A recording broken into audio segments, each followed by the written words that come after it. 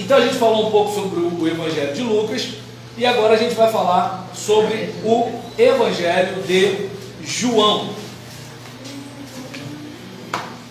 Aí nós observamos que o escritor do quarto Evangelho, embora não mencione o seu nome, apresenta-nos alguns indícios de quem ele era. Quando fala dos 2 discípulos que seguiram a Jesus, ele se omite e acrescenta que um dos 2 era André, irmão de Simão Pedro. João capítulo 1, versos 37 a 40. Assim como quando fala de um dos discípulos a quem Jesus amava. João 13, 23, João 21, 7 até o versículo 20. E de um outro discípulo na companhia de Pedro, João 18, versículos... Opa, obrigado, meu irmão. Valeu.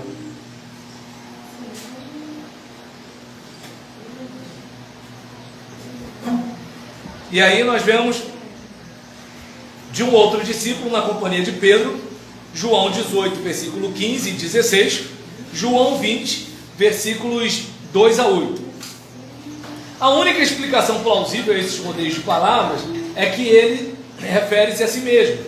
Ainda que concordando com outros, atribuímos os 2 últimos versículos do capítulo 21, o primeiro dos quais confere diretamente o Evangelho de João, como sendo escritos por outra mão.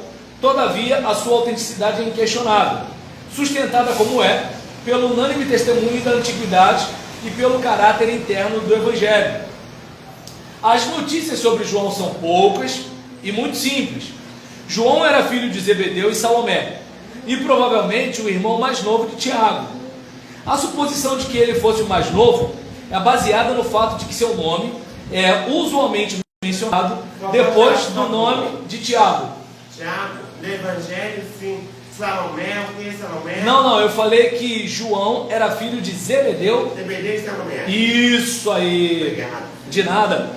Porém, essa ordem nem sempre é observada, mas deduz-se que quando se coloca o nome de alguém depois, é o fato de que o primeiro tem proeminência. E seu pai era galileu e pescador no mar da Galileia. Parece que seus pais possuíam alguns bens, visto terem trabalhadores. Marcos 1, versículo 20. E Salomé ter sido uma das mulheres que seguiam a Jesus na Galileia e lhe serviam. Marcos 15, versos 40 a 41. No começo do ministério de Jesus, João foi chamado para ser um de seus seguidores. Ele foi um dos 3 que foram admitidos ao seu círculo íntimo. Só a eles foi concedido presenciar a ressurreição da filha de Jairo, a transfiguração de Jesus e a agonia no Getsemane. Dentre os 3, João foi considerado o primeiro no amor e na confiança do Senhor, o discípulo a quem Jesus amava, aquele que estava recostado no seio de Jesus, à mesa da ceia, e aos cuidados de quem Jesus entregou sua mãe quando expirava na cruz. Depois da ascensão do Senhor, supõe-se que João tenha ficado em Jerusalém, mesmo ainda quando a perseguição tinha espalhado a igreja. Foi enviado a Samaria com Pedro, e os apóstolos ouviram que Samaria tinha recebido a palavra de Deus. Porém, ele voltou a Jerusalém. Paulo o encontrou lá quando foi a Antioquia, 17 anos depois da sua conversão. É muito possível que ele tenha continuado ali até o romper da guerra romana. A tradição, porém, narra que ele ficou em Jerusalém até a morte de Maria. Não parece haver a menor dúvida de que, depois de Paulo ter finalmente saído da Ásia Menor, João fosse trabalhar lá, residindo principalmente em Éfeso e fundando igrejas. Alguns anos depois, durante a perseguição de Domiciano, ou conforme outros, no final do reinado de Nero, ele foi exilado na ilha de Patmos, onde recebeu a visão do Apocalipse. Na ocasião da subida do imperador Nero ao trono, João foi libertado e voltou a Éfeso, onde continuou a trabalhar até o fim de sua vida. Morreu com cerca de 100 anos de idade, por volta do ano 100. Conforme o testemunho geral da antiguidade, João escreveu o seu evangelho em Éfeso em cerca de 97 ou 98 depois de Cristo, muito depois da destruição de Jerusalém. Por esse motivo, ele não faz menção das predições de nosso Senhor com respeito aos acontecimentos e da dispersão dos judeus, tendo a esse tempo sido cumpridas aquelas profecias. Você deve lembrar, principalmente em Mateus 24, quando Jesus fala de uma série de coisas ruins que vão acontecer. Quando vier esse período, fuja, cuidado, não sei o que, e tal. Todo mundo aqui já leu Mateus 24? Tranquilo? Mateus 24. Tá. Então o que acontece? Depois, se alguém quiser fazer uma visita lá, aí aqui em João, não há uma preocupação de falar sobre isso.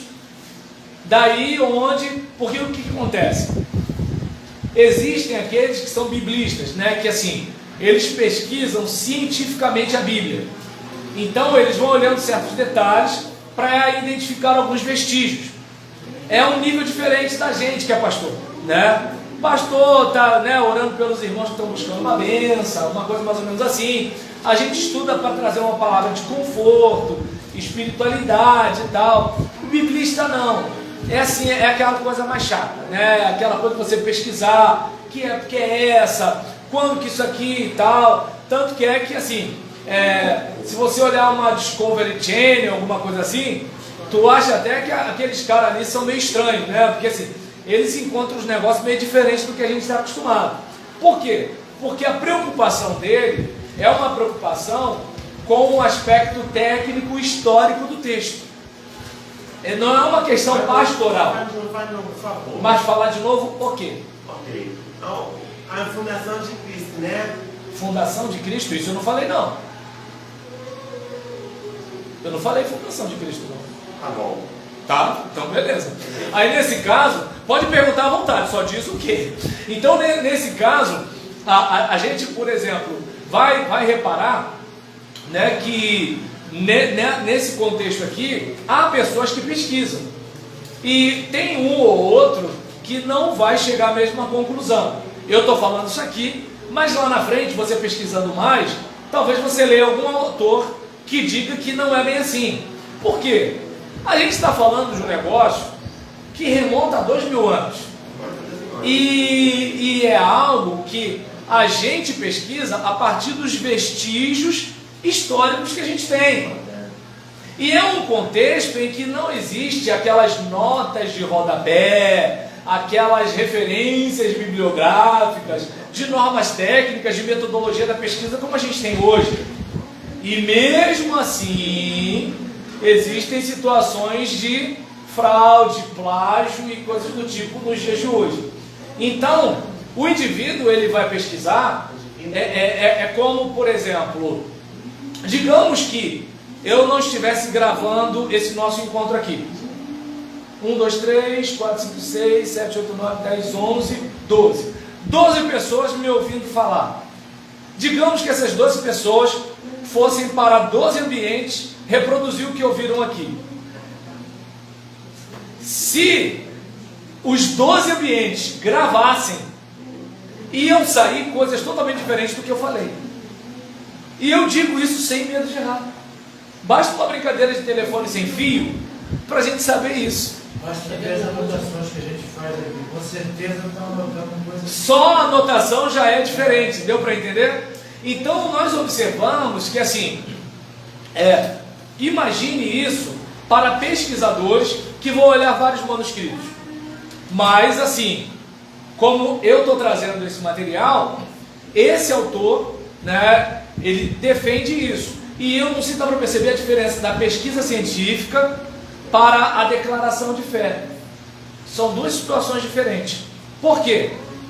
Porque a ciência, com exceção assim, só teve um momento na minha vida que eu vi ciência ser tratada como dogma. Esse período da pandemia, né? Em que assim, só tem um discurso, quem discordar é um herege e acabou. Por exemplo, com muito cuidado eu vou falar isso aqui, e eu vou falar em código para não ter problema, inclusive na internet. Se você, por exemplo, observar, a questão, né, de determinada patologia é X. Aí o médico que está lá acostumado a intubar e desintubar pessoas, a tratar pessoas, se o médico falar assim, não é bem assim, pela minha própria experiência, o jornalista que não estudou medicina, que não estudou metade do que o médico estudou, vai debochar do médico e vai dizer que o médico está falando fake news. Eu vivi para ver isso. Quando, por exemplo, o trabalho do jornalista deveria ser ouvir o médico que é contra, o médico que é a favor, o cientista que é contra, o cientista que é a favor, porque ciência não é dogma. O que é afirmado hoje pode ser negado amanhã, assim como o que foi defendido há algum tempo atrás, hoje é criticado. Há um tempo atrás, a prática homossexual era vista como doença. Hoje é a coisa mais natural do mundo. Eu não sei se dá para perceber. Hoje, por exemplo, muita gente já não pensa mais pedofilia como crime, pensa como doença. Vai chegar a um momento da história, e eu digo sem medo de errar, que vai ser natural também. Por quê? Porque ciência não é dogma. E muitas vezes a gente não percebe que por trás da ciência há um cientista. E o cientista tem a sua história de vida, e tem a sua motivação para a pesquisa, e tem o seu olhar. E existe o espírito do tempo, a mentalidade do tempo, que pode fazer com que as pessoas acreditem que brancos são superiores a negros e que alemães são superiores a judeus. Agora, se a ciência for dogma, tudo sempre vai ser a mesma coisa. Então, eu não sei você, eu acho estranho a mentalidade que a gente tem de ciência hoje, né? Porque eu acredito que um juiz, um artista, um jornalista não tem condições técnicas para debochar de um médico. Então, voltando para cá, né, mas como diria Renato Russo, o futuro não é mais como era antigamente. E nesse caso, a gente observa aqui essa questão de que, como eu falei, ciência não é dogma. Dogma é como, por exemplo, o católico acredita na Assunção de Maria. Ninguém discute. Maria não morreu, Maria subiu para o céu e acabou. A gente que é evangélico fala assim, me mostra na Bíblia. Não está na Bíblia. Mas a tradição da igreja defende isso. Como assim? É dogma. O católico acredita e pronto.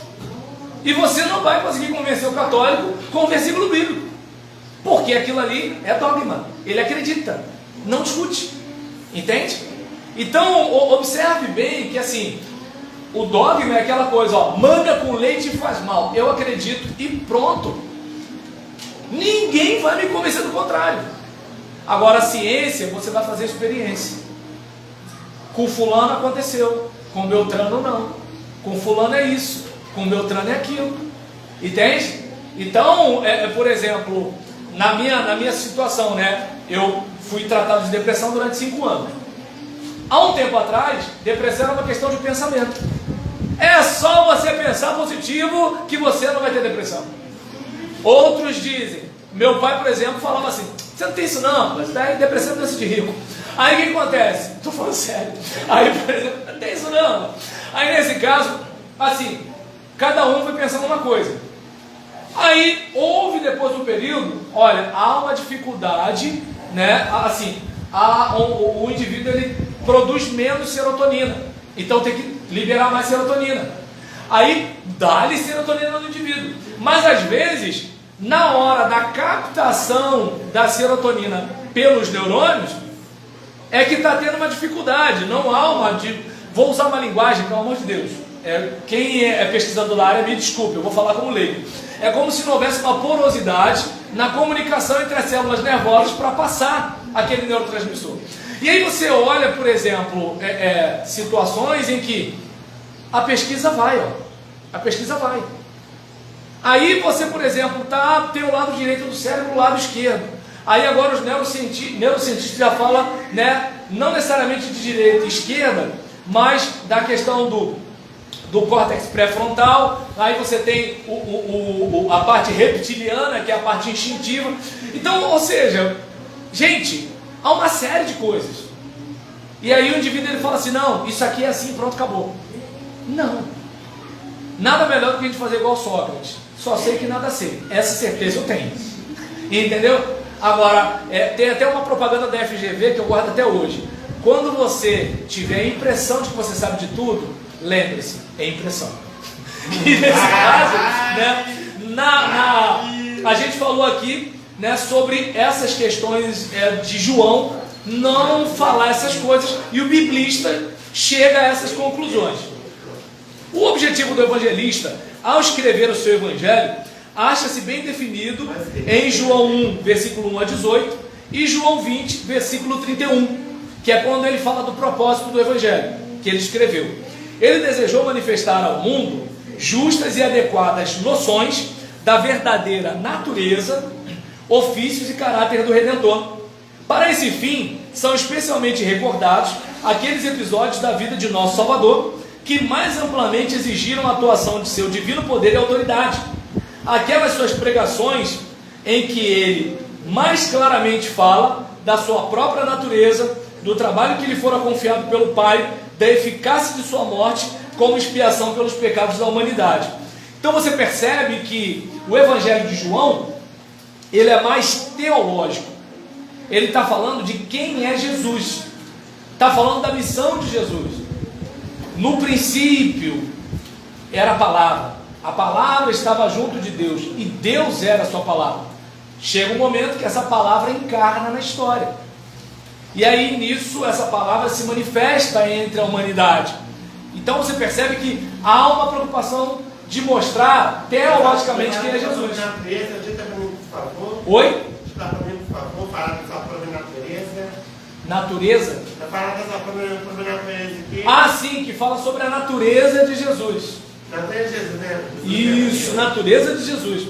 Então, a gente observa que assim, desse evangelho que brota as mais numerosas, decisivas provas da divindade de nosso Salvador. Você deve lembrar quando o pessoal quer pegar pedra para atracar em Jesus. Como é que pode? Você quer se fazer igual a Deus? Então você verifica que assim, no Evangelho de João há esse discurso da divindade de Jesus. Já começa logo o livro apontando para isso, certo? E aí tanto que quando você vai conversar com o Testemunho de Jeová, que fala que Jesus não é Deus, mas é Filho de Deus, aí você fala assim, mas espera aí, meu filho, o primeiro capítulo está dizendo que no princípio era a palavra, era o verbo, e o verbo era Deus. Não, mas aí é Deus com D minúsculo. Não, espera aí, seja com D maiúsculo ou com D minúsculo, a Bíblia diz que há um só Deus. A Bíblia diz que não há nenhum antes dele. A Bíblia diz que ele não divide sua glória com ninguém. Então, se o evangelista escreveu isso daí, ou Jesus é Deus e Deus é um só, ou você acredita num Deus de segunda categoria. Não tem para onde correr.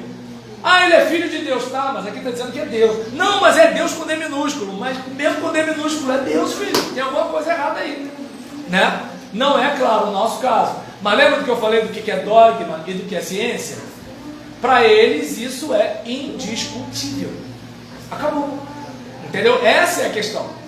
Por isso que quando eu vejo um discurso científico nos dias de hoje, dogmático, eu fico assim, epa, tem alguma coisa errada aí. Uma hora a história vai mostrar que alguém manipulou a informação. Então, a gente verifica, né, que diante desse quadro, nós temos as mais profundas lições do maior entre os pregadores. Contudo, nenhum evangelista traçou, como fez João, tão suaves esboços da humildade de Jesus Cristo, ou descobriu mais das afeições e emoções mais íntimas do coração do Salvador. Dando prosseguimento ao grande objetivo que tinha em vista, o evangelista fez uma seleção entre o material que possuía. João 20, versículo 30, João 21, versículo 25. Suas descrições evidentemente seguem a ordem do tempo e poderão ser classificadas na seguinte divisão. Primeiro, a introdução demonstrando a glória do Filho de Deus na sua natureza e operações genuinamente divinas, assim como no fato e propósito de sua encarnação. João 1, versículo 1 a 18. Segundo, alguns acontecimentos que tiveram lugar durante sua vida pública, também manifestando sua glória. Capítulo 1, versículo 19, ao capítulo 12, versículo 50. Terceiro, alguns acontecimentos preparatórios, sua morte e a manifestação da sua glória. Capítulo 13, versículo 1, capítulo 21, verso 25. Gente, que horas tem? 10 e 5? É isso mesmo? Então vamos lá. Então, dos acontecimentos descritos dentro da visão mostrada acima, 2 textos são completamente novos, não tendo sido mencionados pelos outros evangelistas. Então você percebe que Mateus, 28 capítulos, Marcos, 16 capítulos, bastante conteúdo. Quando João vai escrever, né, ele escreve mais informações diferentes ou novas em relação a Mateus, Marcos e Lucas. Então você percebe que é uma outra pegada, é uma outra perspectiva. A intenção é mostrar um outro olhar sobre o mesmo Jesus.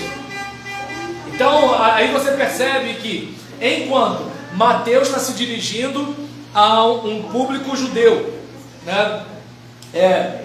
Marcos está se dirigindo a um público gentio, ignorante acerca do ambiente judaico.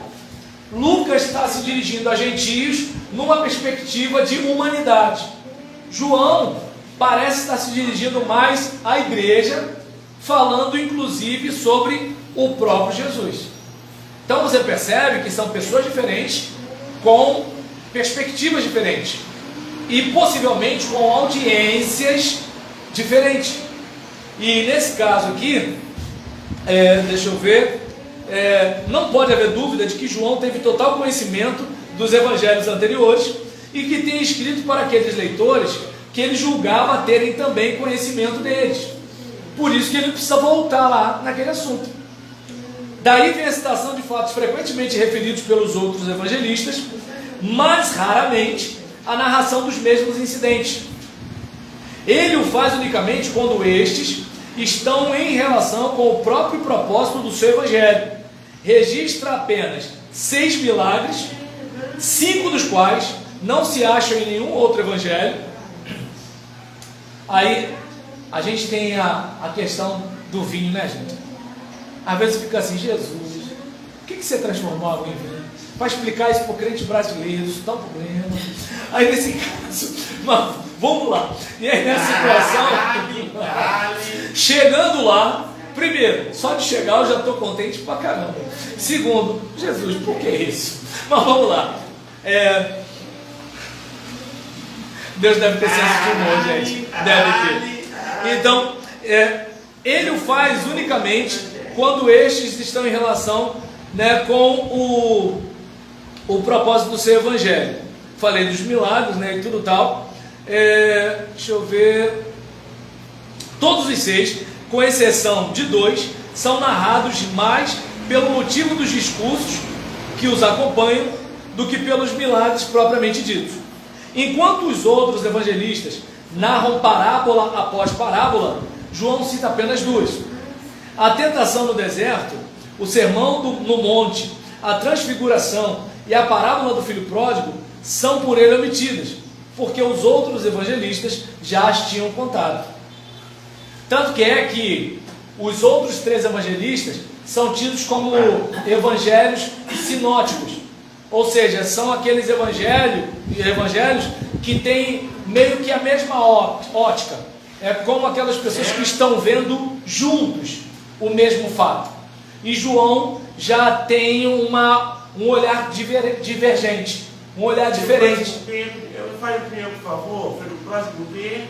Filho pródigo, parábola do filho pródigo, a transfiguração, o sermão do monte e a tentação no deserto. Obrigado. De nada. E então, deve-se notar também que os outros evangelistas narram principalmente a história do Senhor na Galileia. Em João, ele é geralmente encontrado na Judéia. Ainda assim, seria um engano tratar o Evangelho de João como um mero suplemento aos sinóticos.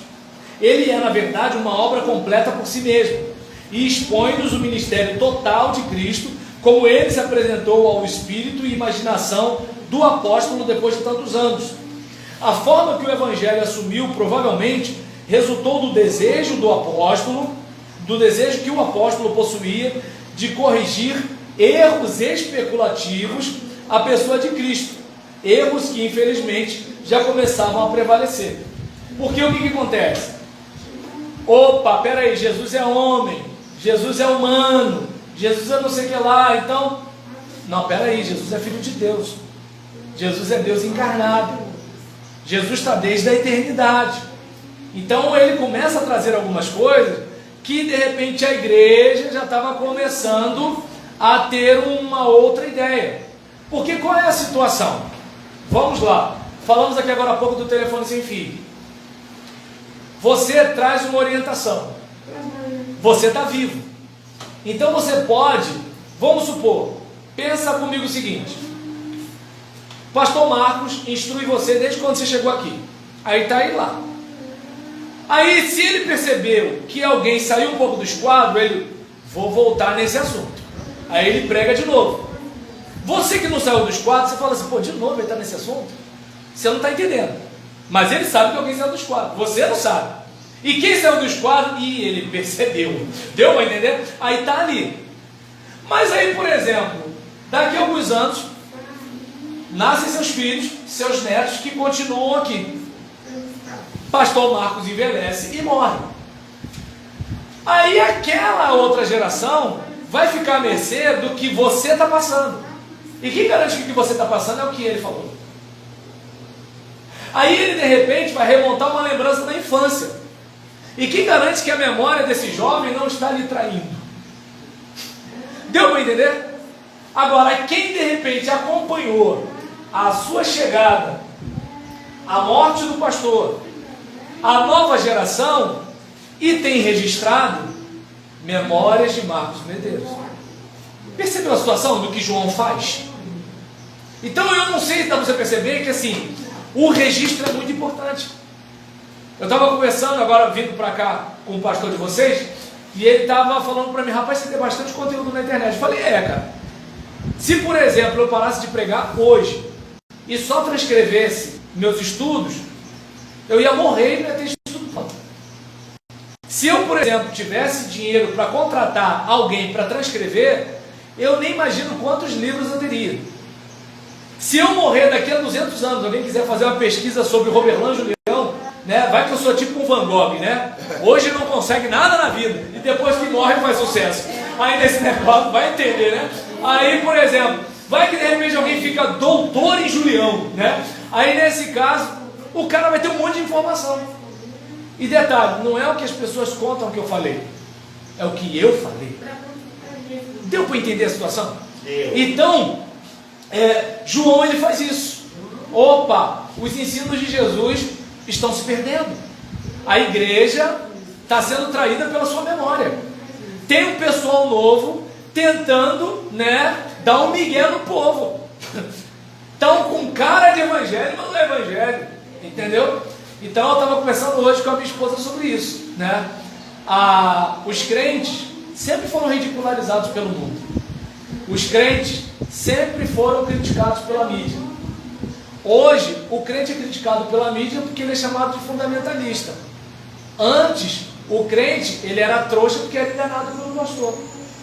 Antes, o crente ele era um lunático, né? Porque ele vivia no mundo da lua acreditando no livro de capa preta, ele era chamado de Bíblia.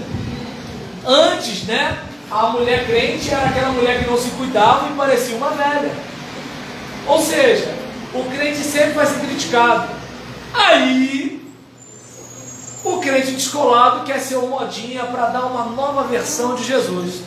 Ele vai sair na Globo? Vai. Vai todo mundo achar ele o máximo? Vai. Ele vai ser odiado? Não, mas a pergunta que se faz é evangelho? Não sei. Aquele que tem os olhos como chama de fogo vai dizer no outro dia. Eu fico na minha, mas fico desconfiado. Porque Jesus disse que nós seríamos odiados. Verdade. Pastor queridinho pelo mundo? Não sei, né? Mas assim, quem sou eu para falar alguma coisa de alguém, né? Quem sou eu? Aí nesse caso, a gente observa que assim, João ele tem essa tirada aí, não, opa, alto aí, pega legal, né? Então a gente percebe uma situação dessa. No rio não vai entregar a idade, hein? Aí nesse caso a gente observa que esse evangelho foi provavelmente o último escrito entre todos os livros da Bíblia, e ele é universalmente recebido como autêntico.